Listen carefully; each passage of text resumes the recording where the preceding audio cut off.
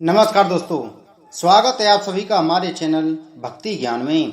दोस्तों, आज मैं आपको ज्येष्ठ मास महात्म के 16वें अध्याय की कथा सुना रहा हूँ, जिसमें हम वर्णन करेंगे गंगा अवतरण कथा वर्णन। स्कंद जी बोले कि हे विप्रो, इसके पश्चात राजा भगीरथ निष्कंटक राज्य कर अपने पूर्व पितरों के समाचार सुनकर अत्यंत उदासीन हो गए और समस्त राज्य तथा कोष खजाने को अपने पितामह राजा सगर के अधीन कर उनकी आज्ञा लेकर दारुण तप करने के निमित्त तपोवन को चले गए।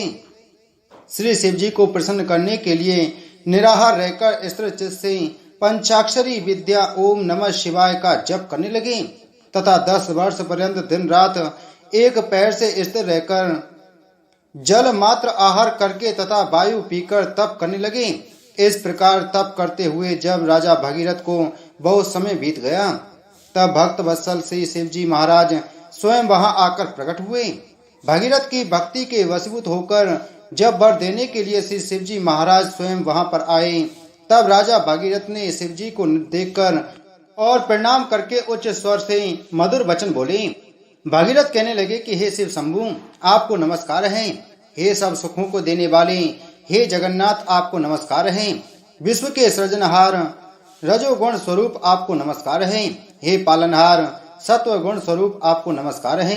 हे सबके पालनहार कर्मों के फलदाता, भुक्ति योग्य पदार्थों और मुक्ति के दाता, मन कर्म वचन स्वरूप ब्रह्मीभूत आपको नमस्कार है। वायु को अंदर रोक कर ध्यानशाली योगी लोग जिस निरीह शंभु को देखते हैं, उन सदा शिव को सदैव नमस्कार है। स्कंद जी बोले कि हे ब्राह्मणों, इस प्रकार भगीरथ की स्तुति से प्रसन्न होकर शिव जी बोले कि हे राजन, हम तुमसे बहुत प्रसन्न हैं, तुम वर मांगो।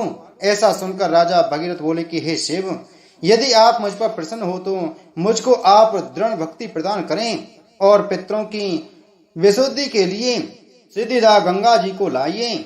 शिव जी कहने लगे कि राजन, वह गंगा स्वर्ग में वास करती है। गंगा जी को यहाँ लाने की हम में सामर्थ्य नहीं है। त्रिलोक से वंदना किए जाने वाले श्री विष्णु भगवान की तुम वंदना करो। जिस उपाय से श्री विष्णु भगवान तुम पर प्रसन्न हो, वही उपाय करो। वह प्रसन्न होकर स्वयं तुम्हारे पास चले आएंगे। हम उस परम गुप्त व्रत को तुमसे कहेंगे। हे राजन, प्रथम सूर्य पुत्र ने भगवान विष्णु की स्तुति की और नमस्कार कर उनको प्रसन्न किया। प्रसन्न होकर भगवान विष्णु ने उस योग्य व्रत को करने के लिए उनसे कहा और उसकी विधि आदि भी समझाई। इसके पश्चात बहुत दिनों तक भगवान विष्णु ने उस व्रत को गुप्त रखा। इस समय उस व्रत को मैं तुमसे कहता हूँ, तुम विधि पूर्वक उस व्रत को करो। ज्येष्ठ मास में प्रातः काल उठकर विधि पूर्वक स्नान करो तथा त्रिविक्रम वामन भगवान का पूजन करो। पंचाग्नि का सेवन, ब्राह्मणों को दही चावल का दान और श्रेष्ठ जल दान करो। इस प्रकार 1 मास तक व्रत करने से भगवान प्रसन्न होंगे और समस्त पापों को नाश करने वाली उस स्वर्ग वाहिनी गंगा को लाएंगे। श्री शिव जी के वचनों को सुनकर राजा भगीरथ ने शिवोक्त व्रत को किया। उस वक्त के अनुष्ठान मात्र से श्री विष्णु भगवान राजा भगीरथ के समीप आ गए। उन भगवान विष्णु की स्तुति तथा नमस्कार कर उससे परम पावनी गंगा जी के लिए राजा भगीरथ ने याचना की। विष्णु भगवान बोले कि हे भद्र भगीरथ, तुम मंदाकिनी के पवित्र तट पर तुम मेरे साथ चलो। वहां चलकर जप हवन स्नान द्विज तर्पण ब्राह्मण भोजन और भक्ति युक्त चित्त से अनशन व्रत करो। इस प्रकार 1 वर्ष तक इस व्रत को करते रहो। 1 वर्ष पश्चात वह गंगा तुम्हारे साथ चली जाएगी। भगवान विष्णु के वचनों को प्रमाण मानकर राजा भगीरथ ने विष्णु भगवान के साथ मंदाकिनी के सुंदर तट भाग में स्थित होकर विष्णु भगवान के कहे हुए व्रत का परम भक्ति से अनुष्ठान किया।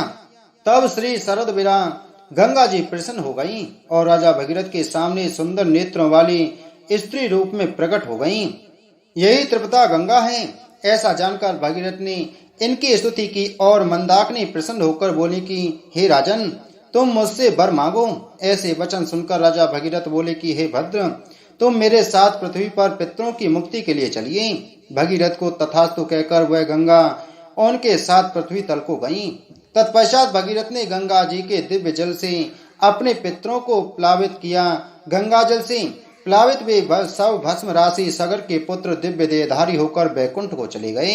इति श्री ज्येष्ठ मास महात्म गंगा अवतरण कथा वर्णन 16वां अध्याय संपूर्ण। बोलो ज्येष्ठ मास महात्म की जय। बोलो विष्णु भगवान की जय।